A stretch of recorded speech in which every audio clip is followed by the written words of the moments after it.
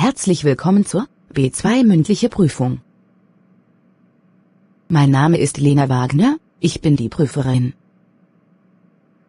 Heute haben Sie die mündliche Prüfung. Die mündliche Prüfung besteht aus 3 Teilen: die Präsentation, die Diskussion und die Problemlösung, bzw. zusammen etwas planen. Und wir beginnen mit dem ersten Teil, mit der Präsentation. Bitte schön, Maria, fangen Sie bitte damit an. Gerne, ich heiße Maria und komme aus Italien. Lieber Daniel, ich möchte dir heute meinen Lieblingsfilm vorstellen.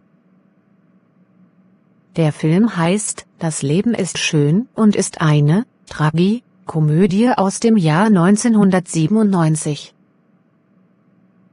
Die Geschichte spielt während des Zweiten Weltkriegs und handelt von einem jüdischen Vater namens Guido, der gemeinsam mit seinem kleinen Sohn in ein Konzentrationslager deportiert wird. Trotz der schwierigen Umstände schafft es Guido, seinem Sohn die Schrecken des Lagers durch eine fantasievolle Geschichte zu vermitteln und ihn so vor der Realität zu schützen. Er tut alles in seiner Macht Stehende, um ihn zu beschützen und ihm Hoffnung zu geben. Der Film ist sehr emotional und berührend, aber auch humorvoll und gibt einen Einblick in die menschliche Fähigkeit, in schwierigen Zeiten Hoffnung und Liebe zu bewahren. Der Hauptdarsteller, Roberto Benigni, der auch Regie geführt hat, gewann für seine herausragende Leistung den Oscar als bester Hauptdarsteller. Schön. Wie oft hast du diesen Film schon gesehen? Ich schätze, mindestens 10 Mal. Interessant. Kann man diesen Film für einen Familienabend empfehlen? Absolut. Der Film ist ein absolutes Muss für jeden. Er bietet eine Menge lehrreicher Inhalte, von denen die ganze Familie profitieren kann. Dankeschön. Und jetzt Teil 2, die Diskussion. Thema: Homeoffice, Vor- und Nachteile. Sie haben gerade einen Text bekommen. In diesem Text geht es um die Vor- und Nachteile des Homeoffice. Und hier sind einige Notizen. Was denken Sie darüber? Arbeiten Sie momentan im Homeoffice? Wie gefällt es Ihnen? Was sind Ihrer Meinung nach die Vorteile und Nachteile des Homeoffice? Lesen Sie bitte den Text kurz, und wenn Sie bereit sind, fangen Sie damit an. Liebe Maria, ich möchte gerne mit dir über das Thema Homeoffice sprechen. Wie geht es dir? Liebe Maria, ich möchte gerne mit dir über das Thema Homeoffice sprechen. Wie geht es dir? Mir geht es gut, danke. Und ja gerne, ich bin gespannt auf unser Gespräch. Mir geht es gut, danke. Und ja gerne, ich bin gespannt auf unser Gespräch. Super.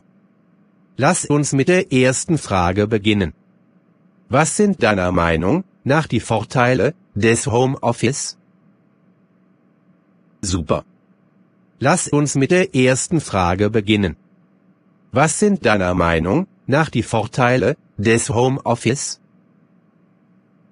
Ich denke, dass einer der größten Vorteile darin besteht, dass man Zeit und Geld spart, indem man nicht jeden Tag zur Arbeit pendeln muss. Ich denke, dass einer der größten Vorteile darin besteht, dass man Zeit und Geld spart, indem man nicht jeden Tag zur Arbeit pendeln muss.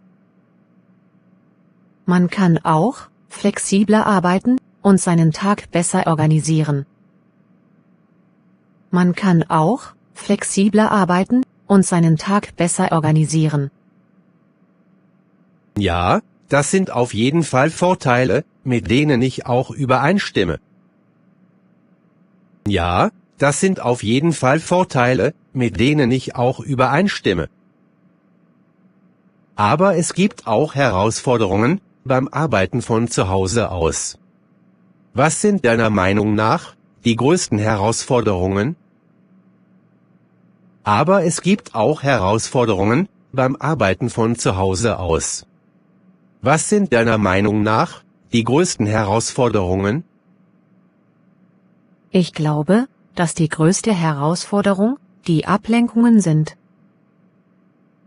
Ich glaube, dass die größte Herausforderung die Ablenkungen sind. Es kann schwierig sein, sich auf die Arbeit zu konzentrieren, wenn man im selben Raum mit seiner Familie oder Haustieren arbeitet. Es kann schwierig sein, sich auf die Arbeit zu konzentrieren, wenn man im selben Raum mit seiner Familie oder Haustieren arbeitet. Man muss sich auch selbst disziplinieren, um nicht in den sozialen Medien oder anderen Ablenkungen zu versinken. Man muss sich auch selbst disziplinieren, um nicht in den sozialen Medien oder anderen Ablenkungen zu versinken. Das stimmt. Und denkst du, dass Unternehmen in Zukunft vermehrt auf Homeoffice setzen werden? Das stimmt. Und denkst du, dass Unternehmen in Zukunft vermehrt auf Homeoffice setzen werden? Ich denke schon. Das Homeoffice kann dazu beitragen, Kosten zu sparen und Mitarbeiter zufriedener zu machen. Ich denke schon. Das Homeoffice kann dazu beitragen, Kosten zu sparen und Mitarbeiter zufriedener zu machen. Ich glaube, dass viele Unternehmen in Zukunft eine hybride Arbeitsumgebung anbieten werden, bei der man sowohl von zu Hause aus als auch im Büro arbeiten kann. Ich glaube, dass viele Unternehmen in Zukunft eine hybride Arbeitsumgebung anbieten werden, bei der man sowohl von zu Hause aus als auch im Büro arbeiten kann. Ja, das ist eine interessante Idee. Aber glaubst du auch, dass es bestimmte Regeln geben sollte, um sicherzustellen, dass das Arbeiten im Homeoffice effektiv ist? Aber glaubst du auch, dass es bestimmte Regeln geben sollte, um sicherzustellen, dass das Arbeiten im Homeoffice effektiv ist? Ja, auf jeden Fall. Ich glaube, dass es wichtig ist, dass man während der Arbeitszeit erreichbar ist und dass man sich an bestimmte Arbeitszeiten hält. Ich glaube, dass es wichtig ist, dass man während der Arbeitszeit erreichbar ist und dass man sich an bestimmte Arbeitszeiten hält. Es sollte auch Regeln geben, wie man mit vertraulichen Daten umgeht und wie man kommuniziert. Es sollte auch Regeln geben, wie man mit vertraulichen Daten umgeht und wie man kommuniziert. Ich stimme dir zu. Gibt es deiner Meinung nach auch Nachteile beim Arbeiten von zu Hause aus? Ich stimme dir zu. Gibt es deiner Meinung nach auch Nachteile beim Arbeiten von zu Hause aus? Ja, es gibt auch Nachteile. Zum Beispiel kann es schwieriger sein, sich von der Arbeit zu trennen, wenn man im selben Raum arbeitet, in dem man auch entspannt. Zum Beispiel kann es schwieriger sein, sich von der Arbeit zu trennen, wenn man im selben Raum arbeitet, in dem man auch entspannt. Es kann auch schwieriger sein, sich mit den Kollegen auszutauschen und den Teamgeist aufrecht zu erhalten. Es kann auch schwieriger sein, sich mit den Kollegen auszutauschen und den Teamgeist aufrecht zu erhalten. Ja, das sind wichtige Punkte. Und wie hältst du dich motiviert, wenn du von zu Hause aus arbeitest? Ja, das sind wichtige Punkte. Und wie hältst du dich motiviert, wenn du von zu Hause aus arbeitest? Ich versuche, eine Routine zu schaffen und mich an bestimmte Arbeitszeiten zu halten. Ich versuche, eine Routine zu schaffen und mich an bestimmte Arbeitszeiten zu halten. Ich versuche auch, mich von Ablenkungen fernzuhalten und mich darauf zu konzentrieren, was ich erreichen möchte. Ich versuche auch, mich von Ablenkungen fernzuhalten und mich darauf zu konzentrieren, was ich erreichen möchte. Aber es ist auch wichtig, Pausen zu machen und sich Zeit für sich selbst zu nehmen, um den Kopf frei zu bekommen. Aber es ist auch wichtig, Pausen zu machen und sich Zeit für sich selbst zu nehmen, um den Kopf frei zu bekommen. Das klingt vernünftig. Wie denkst du über die Zukunft des Homeoffice? Werden wir uns immer mehr in diese Richtung bewegen? Das klingt vernünftig. Wie denkst du über die Zukunft des Homeoffice? Werden wir uns immer mehr in diese Richtung bewegen? Ja, ich denke, dass das Homeoffice in Zukunft noch wichtiger werden wird.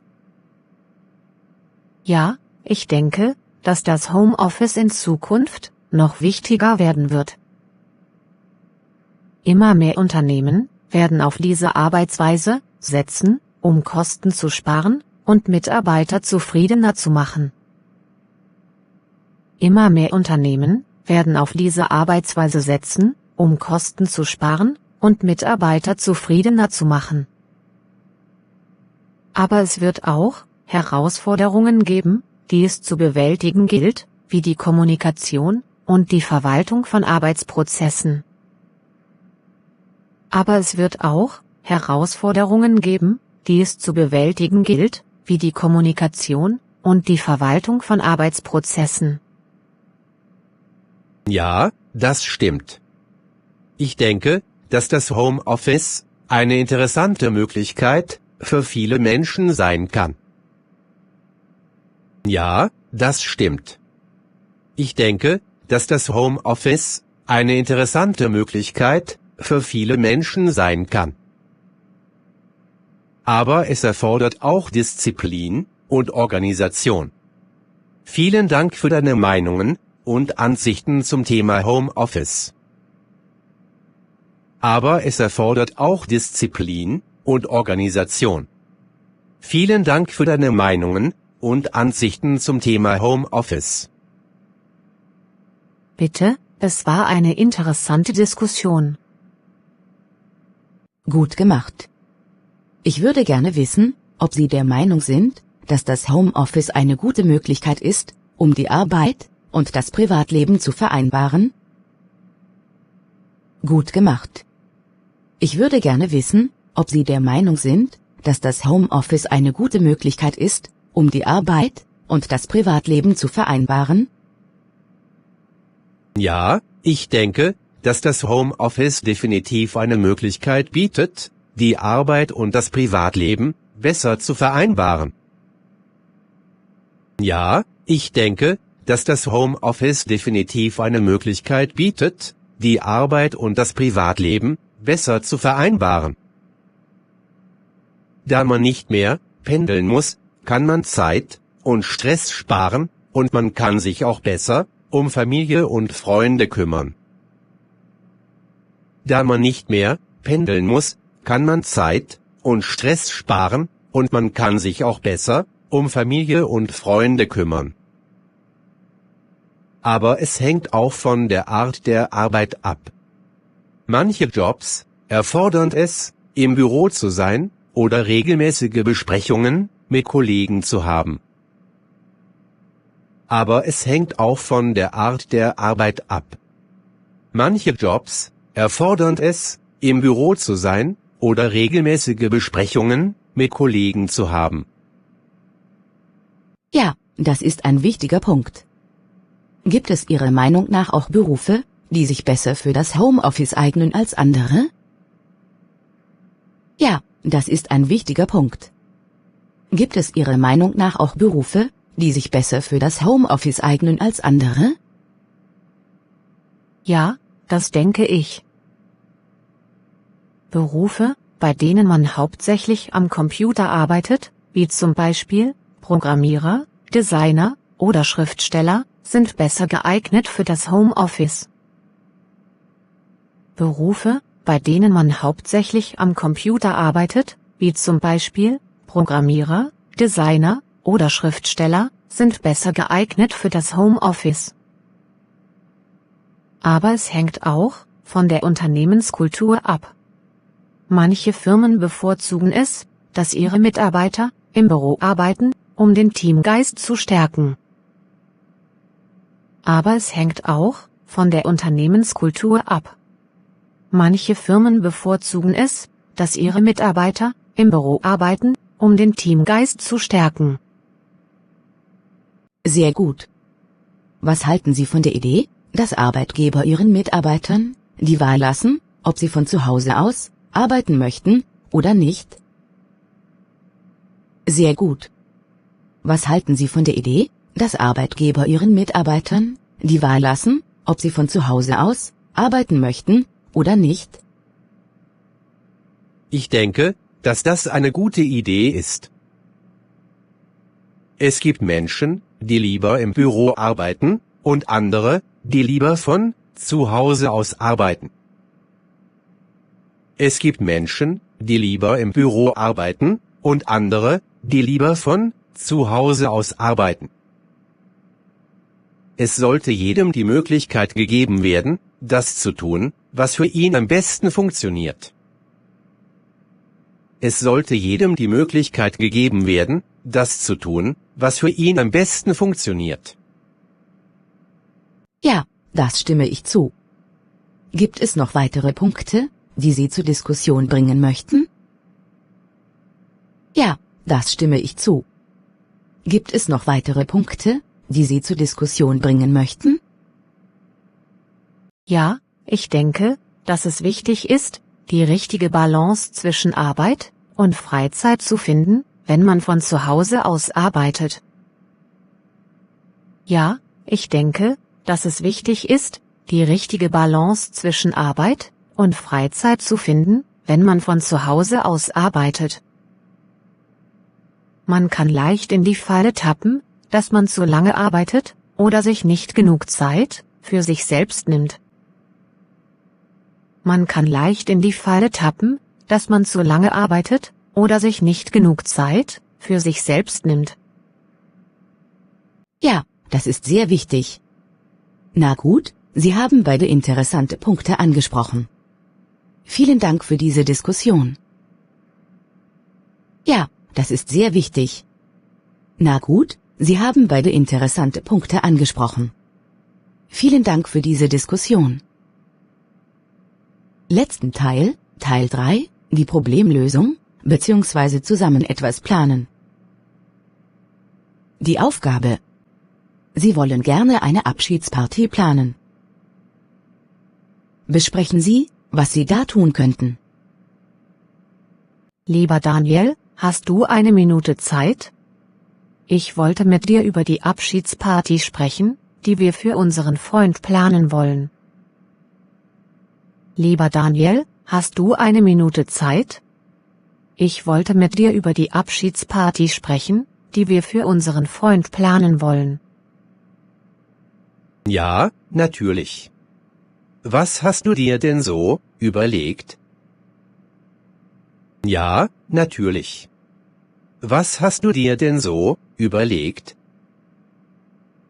Ich dachte, wir könnten die Party in einem Restaurant oder einer Bar abhalten. Was denkst du? Ich dachte, wir könnten die Party in einem Restaurant oder einer Bar abhalten. Was denkst du? Das klingt gut. Aber wir sollten vielleicht auch ein Budget festlegen, damit wir wissen, wie viel wir ausgeben können. Das klingt gut. Aber wir sollten vielleicht auch ein Budget festlegen, damit wir wissen, wie viel wir ausgeben können. Was sagst du? Gute Idee. Wie viel denkst du, sollten wir pro Person ausgeben? Gute Idee. Wie viel denkst du, sollten wir pro Person ausgeben? Ich denke, zwischen 20 und 25 Euro wäre angemessen.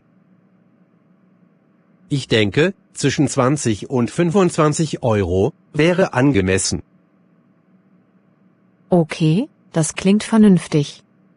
Wie viele Personen sollen wir einladen?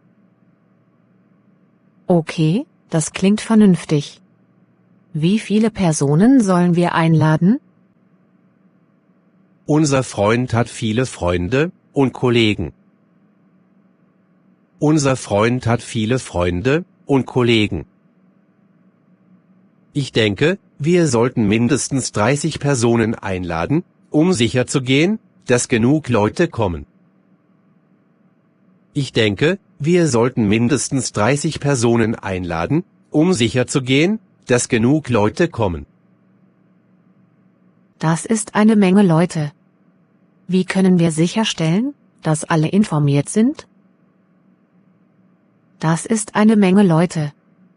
Wie können wir sicherstellen, dass alle informiert sind?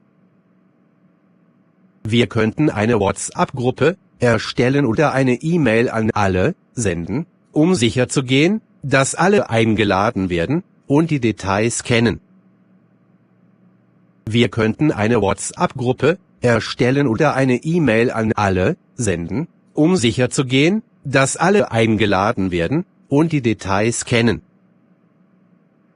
Ja, das ist eine gute Idee. Wie wäre es mit dem Datum und der Uhrzeit? Ja, das ist eine gute Idee.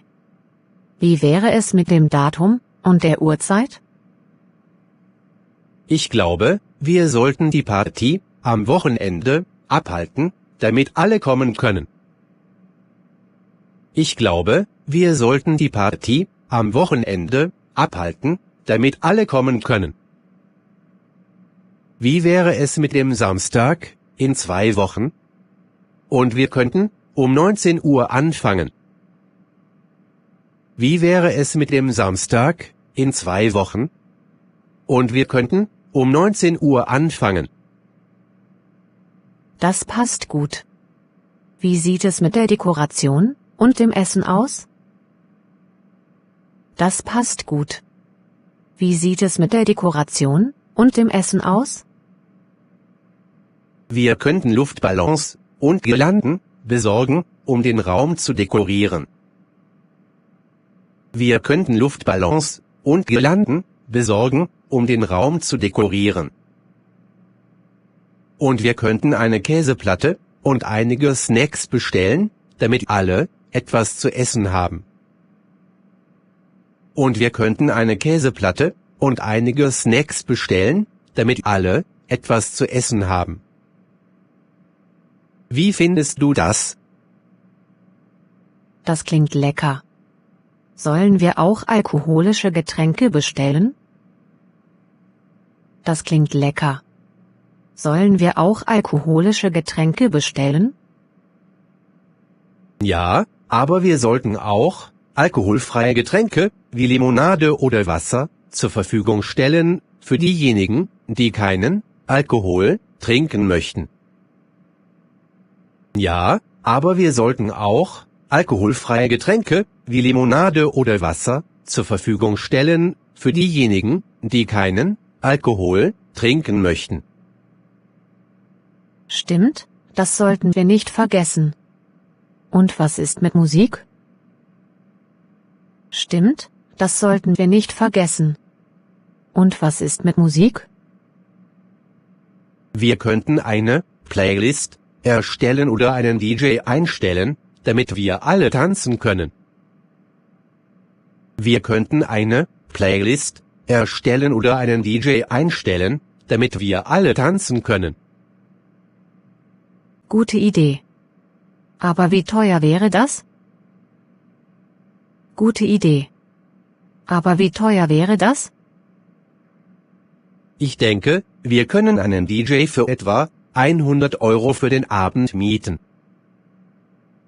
Ich denke, wir können einen DJ für etwa 100 Euro für den Abend mieten. Oder wir könnten einfach eine Playlist auf Spotify erstellen und die Musik über die Lautsprecher im Restaurant abspielen lassen. Oder wir könnten einfach eine Playlist auf Spotify erstellen und die Musik über die Lautsprecher im Restaurant abspielen lassen. Ja, das ist eine gute Idee. Also, ich fasse mal kurz zusammen. Wir planen eine Abschiedsparty für unseren Freund in einem Restaurant oder einer Bar. Das Budget beträgt 20 bis 25 Euro pro Person. Wir werden mindestens 30 Personen einladen und die Einladungen per WhatsApp-Gruppe oder E-Mail versenden. Die Party wird am Samstag, in 2 Wochen, um 19 Uhr beginnen. Wir werden Dekoration und Essen bestellen, alkoholische und alkoholfreie Getränke zur Verfügung stellen. Und entweder eine Playlist erstellen oder einen DJ einstellen. Falls wir uns für den DJ entscheiden, werden wir etwa 100 Euro dafür ausgeben. Habe ich etwas vergessen? Nein, das ist alles. Ich denke, wir sind gut vorbereitet. Nein, das ist alles. Ich denke, wir sind gut vorbereitet. Aber bevor wir alles in die Tat umsetzen, sollten wir noch einmal mit unserem Freund sprechen und sichergehen, dass er mit all unseren Plänen einverstanden ist. Aber bevor wir alles in die Tat umsetzen, sollten wir noch einmal mit unserem Freund sprechen und sichergehen, dass er mit all unseren Plänen einverstanden ist. Das ist eine gute Idee.